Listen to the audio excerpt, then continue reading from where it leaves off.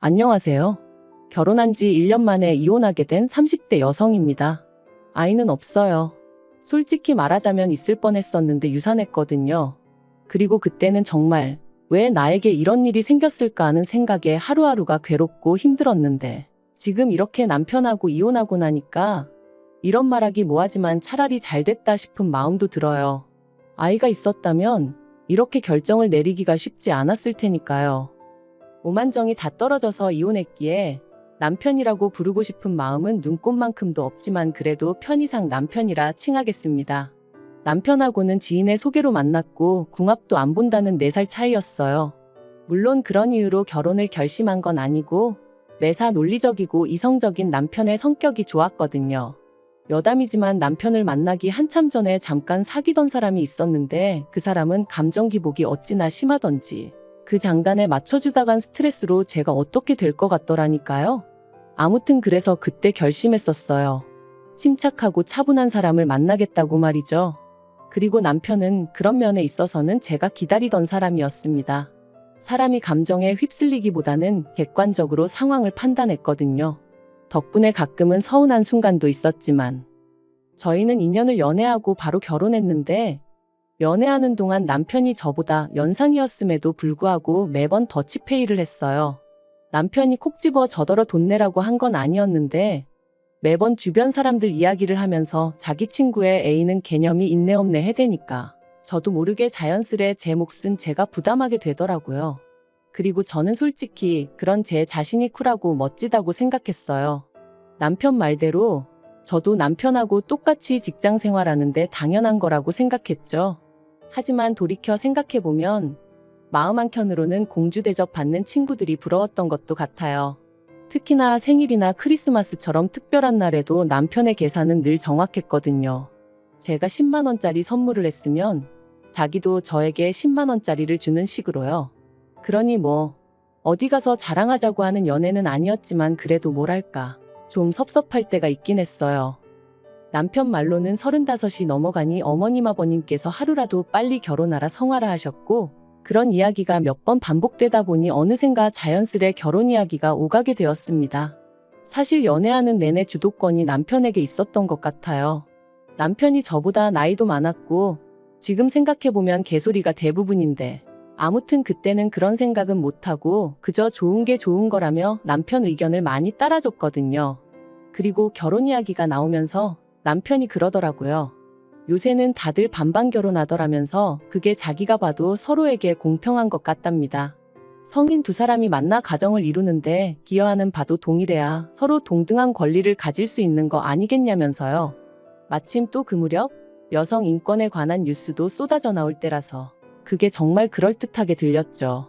그래서 10원짜리 하나까지 반반 부담해서 결혼했습니다. 친정부모님이 아무리 요새 젊은 사람들이 손해보기 싫어한다지만 그래도 결혼하는데 어떻게 그렇게까지 따지냐며 혀를 차셨는데 정말이지 친정부모님 말씀이 틀린 거 하나 없었어요.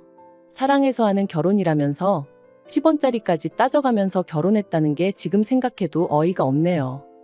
하지만 어쨌든 그땐 바보천치 마냥 제 눈에 뭐가 똥이고 뭐가 된장인지 배는 게 없었어서 그렇게 남편과 부부의 연을 맺었습니다. 그리고 그때부터 각자 월급 관리해가면서 생활비의 공과금은 각출해서 썼지요. 이때도 역시나 10원 단위까지 반반 나눠서 냈고요.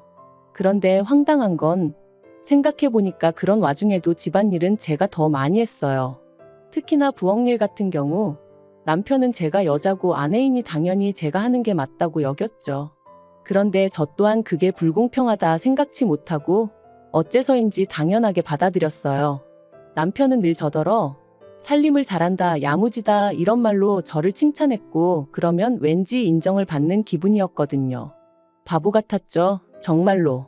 제가 도대체 뭘 생각하면서 살았던 건지 모르겠네요. 그런데 그렇게 신혼생활을 이어가던 결혼한 지 8개월째 되던 때였습니다.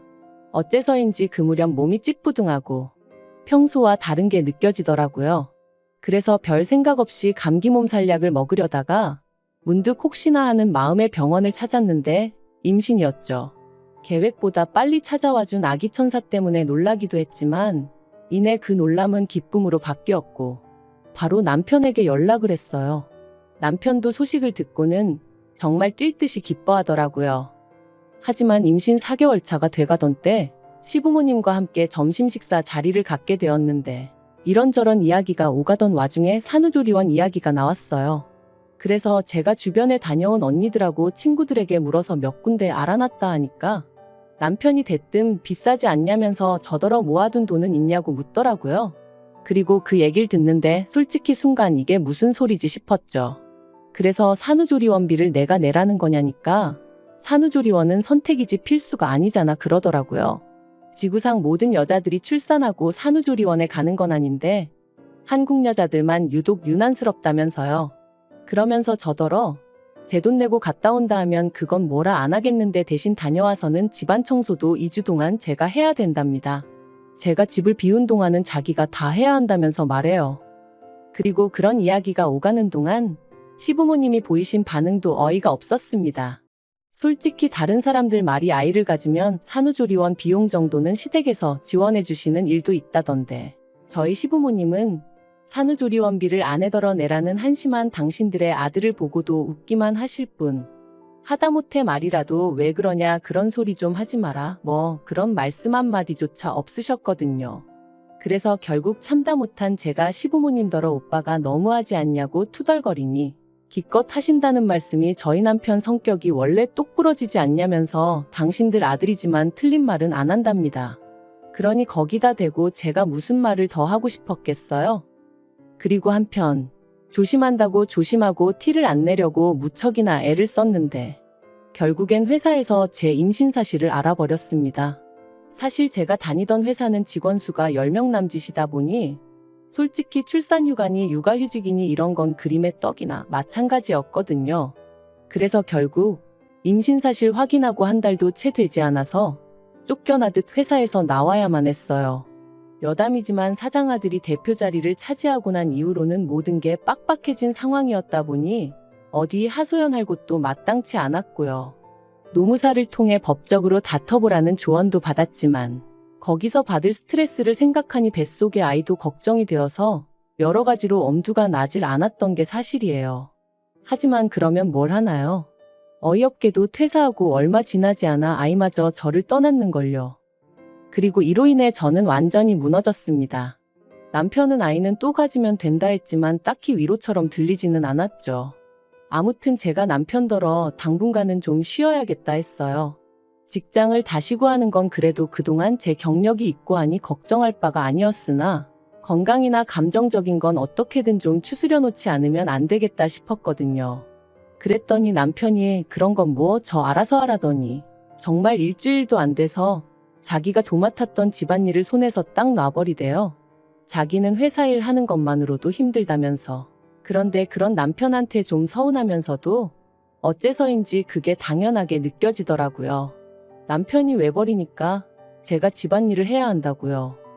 하지만 그렇게 지낸 지 한 달쯤 됐나 남편이 저더러 왜 생활비를 안 내놓냐는 거예요. 그래서 제가 난 직장을 안 다니지 않냐니까. 그래도 처음부터 반반 결혼했으니 제 몫은 제가 스스로 책임져야 하는 거 아니냐면서 저더러 모아둔 돈으로 뭐 할 거냐고 이럴 때 쓰는 거라나요? 그리고 저는 뭔가 찜찜한 기분을 지울 수가 없었습니다. 따지고 보면 자기는 바깥일 한다고 그래서 제가 집안일을 다 도맡게 된 건데 그렇다고 제가 집안일 한 거에 대해서 누가 월급 주는 건 아니잖아요. 그런데 생활비까지 내놓으라니 뭔가 단단히 이상하단 생각이 들었죠. 하지만 왠지 치사하기도 했고 당시 제 자존감이라고 해야 하나 그런 게 완전히 바닥을 치고 있었거든요. 내가 왜 이러고 살지? 이렇게 사는 게 무슨 의미가 있지? 그런 생각이 들 정도로요. 아마 지금 생각해보니 우울증 초기였지 않았나 싶네요.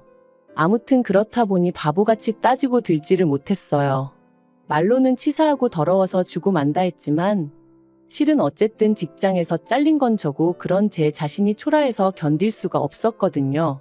그런데 그런 와중에 괜히 남편하고 말싸움이라도 했다가 남편이 저를 무시하는 말을 하기라도 하면 제가 견뎌낼 수 있을 것 같지도 않았고요. 그런데 제가 가만히 있으니 정말 무슨 가만히로 보이기라도 했던 건지 이혼을 결심하게 된 결정적인 사건이 있었습니다. 저는 하루에 보통 2끼를 먹어요.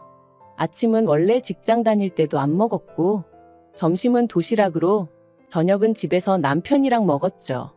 그런데 직장을 나온 이후로는 점심도 집에서 혼자 먹어야 되니까 별로 입맛이 없더라고요. 그래서 보통 간단한 스낵으로 허기만 달래는 시기였어요. 그리고 덧붙이자면 이 간단한 스낵은 전부 다 순수한 제 돈으로 샀습니다. 남편이 저더러 네가 어린애도 아니고 이런 걸 뭐하러 사 먹냐며 결혼 초부터 어찌나 눈치를 주던지 생활비로 사는 게 아까워서 그러는 것 같았죠. 그래서 그때부턴 과자 같은 건 그냥 제 돈으로 사 먹는 게 습관이 돼버렸네요. 그리고 그날도 점심은 쿠키 몇 조각으로 때웠더니 오후 5시 좀 넘어가니까 배가 고프더라고요. 그래서 저녁엔 꼭 밥을 먹어야지 하고 남편을 기다리고 있었는데 남편이 떡볶이가 먹고 싶다며 좀 만들어 두라는 거예요. 자기 와이프가 매번 점심은 간단히 때우는 걸 알면서 굳이 분식을 먹자는 건지 이게 별거 아닌 것 같지만 제가 정말 예민하던 시기였어요. 그렇다 보니 이런 것도 좀 서운하긴 하더라고요. 하지만 하늘의 맹세코 티는 안 냈습니다. 알겠다고 하고 안에다 떡이랑 라면이랑 그런 걸 많이 넣어서 끓여야겠다 뭐 그렇게만 생각했죠. 남편은 7시가 되어서야 도착했고 그런 남편에게 제가 너무 배가 고프니까 먼저 먹고 씻으면 안 되냐 물었어요. 그랬더니 남편이 자기가 뭐 찝찝해서 그렇다며 저더러 먼저 먹고 있으라대요. 이미 라면 사리도 넣었지. 남편 기다리다간 뿔게 생겨서 알겠다 하고 라면 사리만 먼저 좀 건져 먹었네요. 그런데 얼마 후 화장실에서 샤워를 마치고 나온 남편이 식탁에 앉아있는 저를 보더니 진짜 먼저 먹었냐는 거예요. 그래서 라면 사리만 좀 먹었다니까. 아무리 자기가 먼저 먹으라고 했어도 그렇지. 밖에서 힘들게 일하고 온 사람 김 빠지게 떡볶이도 자기가 먹고 싶다고 한 건데 어떻게 제가 먼저 손을 댈 수 있냐대요. 어이가 없어서. 그런데 남편이 거기서 그치지 않고 수건으로 자기 머리를 털면서 저더러 집에서 놀아도 배는 고픈가 봐 하는데 이건 누가 뭐래도 비아냥거리는 거였죠. 진짜 순간 얼마나 속에서 우라가 치밀던지 식탁 위에 있던 떡볶이 냄비를 그냥 바닥에 엎어버렸어요. 그리고는 다른 집 남자들은 아내가 힘들어하면 먼저 나서서 쉬라고 한다더라. 그리고 친구들하고 밥도 먹고 필요한데 쓰라고 용돈도 준다더라. 그런데 당신은 생활비니 공과금이니 따박따박 받아가면서 나한테 얼마나 대접을 받으려고 드는 거냐? 네가 나한테 해준 게 뭐가 있다고 나를 무시하냐? 정말 미친 듯이 쏘아붙였네요. 그리고는 당신이 경제적으로 무능력한 걸 반반이니 뭐니 말 같지 않은 소리로 덮어씌우는 거 내가 모를 것 같냐 했습니다. 찌질하다고 쪽팔려서 어디다 말도 못하겠다고도 했고요. 그랬더니 남편이 저더러 말 다 했냐며 남들은 남산만하게 배불러서도 회사 생활 잘만 하던데 너는 직장도 잘리고 애도 못 낳지 않았냐며 그런 저보다 자기가 100배 1000배 낫다대요. 그리고 그 소리까지 듣고 나니까 정말 오만정이 다 떨어지더라고요. 그래서 더는 뒤도 안 돌아보고 핸드폰하고 차키만 챙겨서 바로 친정으로 향했습니다. 밤 9시가 다 돼서 시집간 딸이 연락도 없이 친정에 왔으니 친정부모님이 얼마나 놀라셨겠어요. 저는 그런 친정부모님 품에 안겨 그동안의 서름을 다 풀어냈고요. 그러자 친정부모님 두 분 다 무슨 그런 자식이 있냐 하시며 가만두지 않겠다고 하시더라고요. 그리고 이튿날이었습니다. 아침부터 현관밖이 소란스러워 내다보니 남편이었어요. 남편이 저를 발견하고는 얘기 좀 하자길래 현관을 열었더니 기껏 한다는 말이 어제 제가 어지른 거 자기가 치우느라 진짜 고생했다면서 자기가 말이 지나쳤다면 미안하지만 저도 그렇게 무식한 행동을 했으니 잘한 건 없답니다. 그리고는 그러니까 지난 밤에 있던 일은 없던 일로 퉁치자대요. 정말이지 이 인간 머리는 폼으로 달고 있나 싶었죠. 사과 같지도 않은 미안하다 한마디 틱 던져놓으면 내가 쪼르르 따라갈 줄 안 건가 싶은 게. 그런데 그때 친정아버지께서 달려나와 남편의 멱살을 잡아 현관 밖으로 끌어내셨습니다. 그리고는 지 마누라 하나 먹여 살릴 주제도 못 되는 게 결혼을 왜 하냐고 그렇게 반반이니 나발이니 해댈 거면 그냥 혼자 살라며 욕을 퍼부으시대요. 한 번만 더 내 딸 주변에 얼씬거리면 그때는 이 정도로 끝나지 않을 거라면서 말해요. 그래서 결국 친정부모님의 강력한 지지로 저는 남편과 이혼을 결심했습니다. 솔직히 반반 결혼 생활이 이혼 사유가 될까 싶어 걱정이 많았는데 생각보다 저희와 비슷한 문제로 고민하는 부부들이 많다는 게 좀 충격이었고요. 그래도 어쨌든 결과적으론 저한테 도움이 되었죠. 남편하고는 결혼 유지 기간이 짧았기에 위자료 같은 건 받아내지 못했지만 기대도 없었기에 그 부분은 딱히 실망스럽지도 않아요. 제가 정말 후회되고 속상한 건 단 한 가지, 결혼 전부터 남편이 저를 생각해주는 척하며 어지간히 저란 사람을 제 가치를 후려치고 깎아내리고 있었는데 그걸 진작에 알아채지 못했다는 사실뿐입니다. 남편 같은 사람 때문에 제 인생의 황금기라고 할 수 있는 젊은 날의 한 페이지가 잔뜩 얼룩져 버린 게 너무 속상하고 아깝고요.